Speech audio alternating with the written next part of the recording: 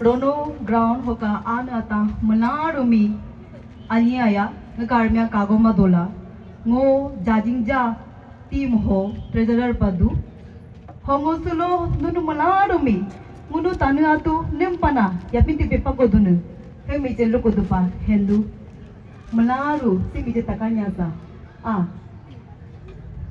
तिपे अर्थात तेतु की ये परंपरा आपतानी संस्कृति में है। उसके पीछे एक कथा है, इतिहास है, दर्शन है, हमारे पूर्वजों का ज्ञान है। कथा को सुनाने से पहले मैं उसे अपनी भाषा में कविता की तरह सुनाती हूँ। आमिनुदोलू इप्युनुदोलू इप्यो अमीपा दुलियिku Ipyo melami ami yapa, ui melami abang yapa. Dingya lemba ho pamumungka, su lemba ho heti tika kile, lutu kalya lasing kalya mado. Nyote lemba pamumungka, pile lemba heti tika kile, lutu kalya lasing kalya mado.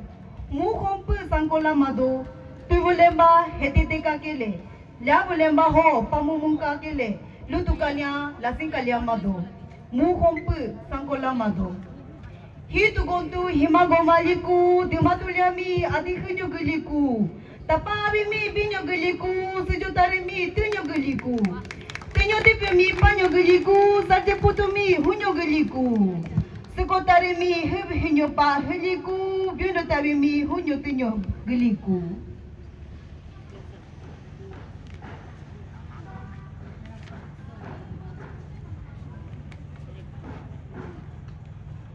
अब इसी आइए अब तिपे अर्थात गोदना परंपरा पर आधारित इसी कविता को हम कथा अर्थात कहानी में देखते हैं।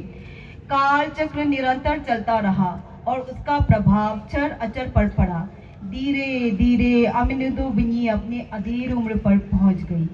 पोपी सर्मी को चिंता होने लगी कि आमिनुदो बिनी उस उद्देश्य को भूल गई है जिसके लिए उसको घरवास से दिया गया था। मातृत्व और सृजन शक्ति को भूल गई है। तब पोपी देवता आमिनुदो बिनी के पास जाते हैं और कहते हैं कि उसको अपनी शक्ति का स्मरण करना चाहिए। तब आमिनुदो बिनी कहती है, मैं तो जीवन की प्रौढ़ावस्था में आ गई हूँ, उम्र हो गई है, अब कौन पुरुष ब्याह करेगा मुझसे। तब पोपी सर्मी ने उससे समझाते हुए कहा, अधिक खुनगुतो अर्थात बालों का जूड़ा बनाओ, यरू को तो अर्थात कर्णपूल पहनो, यपीहु को तो अर्थात नाक चेत करवाओ, यपीहु लोग तो अर्थात नतनी पहनो, तिपिपको तो तिरु होकला यपी पिंतुलो एपा, गोप तिपिपको तो अर्थात तीतु गुदबाओ, नाक की नोक से लेकर तुद्दी तक गुदबाओ। आमिनुदो बिनी ने कला की देवता पिंसंग यूथ के मदद से पोपी सर्मी के सभी निर्देशों का पालन किया। पूर्ण श्रृंगार के बाद उसमें फिर से यौवन और ताजगी लौट आई। उसका मन, सोच और ऊर्जा, व्यवहार भी नवीन और सकारात्मक हो गया। उसने खोई हुई ऊर्जा, सौंदर्य और सृजन क्षमता को पुनः प्राप्त कर लिया। और एक दिन मुदो जिंदो तजिंग जिंगले नामक पुरुष उस पर मोहित हो गया।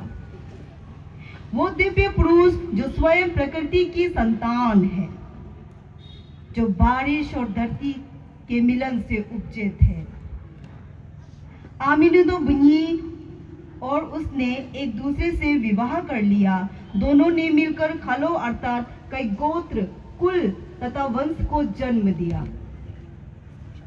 कई पशु पक्षी उनकी पालतू संपत्ति बन गए। मनुष्य और जंगल के बीच तालमेल रहने लगा। मानव जीवन पूर्ण, साधन संपन्न और संतुलित होने लगा। तिपे अर्थात टेटू गुदवाना फैशन नहीं, बल्कि ये श्रद्धा का विषय है। सामुदायिक, सामाजिक, सांस्कृतिक एकता तथा अनुशासन के लिए रीति रिवाज बनाए गए, जिसने अलिखित अथवा प्रतीकात्मक शब्द बनकर समाज को संचालित किया। तिपे प्रथा इसी तरह के महत्वपूर्ण प्रथा हुआ करते थे। ये एक अनुष्ठानिक तथा आत्मिक अनुभव होता है। सामाजिक एकता से समरसता आती है, शांति बनी रहती है। यही से सामाजिक अथवा मानसिक संपन्नता आती है। यही शक्ति है। इसलिए तिपे को सृजन कला का दिव्य रूप माना गया। कला दिव्य शक्ति है। पोपी सरमी कला का अव्यक्त रूप है तथा विसंज्ञात मनुष्य मात्र के भीतर मौजूद उसी दिव्यता का अंश है जो व्यक्ति का मार्गदर्शन करता है। तिपे से शरीर को पवित्रता मिलती थी क्योंकि व्यक्ति अपने व्यक्तिगत इच्छाओं के स्थान पर सामाजिक मूल्य को अधिक सम्मान देने लगा था। क्योंकि इस कथा में देवी आमिनदोबनी द्वारा प्रेम तथा संतान की उत्पत्ति हेतु श्रृंगार के लिए तिपे तथा आभूषणों का प्रयोग हुआ है, अतः ये सौंदर्य का भी प्रतीक हुआ। ये श्रृंगार केवल बाहरी सज्जा नहीं है, बल्कि जीवन के प्रति उत्साह, व्यक्तित्व की आभा, दृष्टिकोण की सकारात्मकता और जीवन की जीवंतता को प्रकट करने के लिए है। आमिनदोबनी ने जब दिव्य पुरुष को पाने और जीवन को आगे बढ़ाने की आकांक्षा की, तो देवताओं ने उसको श्रृंगार की सलाह देते हुए उसकी मदद की। श्रृंगार दिव्य शक्तियों द्वारा मान्य और निर्देशित हुए। ये किसी समय आत्मगरिमा, सौंदर्य तथा आध्यात्मिक अर्थ का प्रतीक हुआ करता था। कथा का सौंदर्य पक्ष है। स्त्री ही जीवन का आदि प्रवाह है।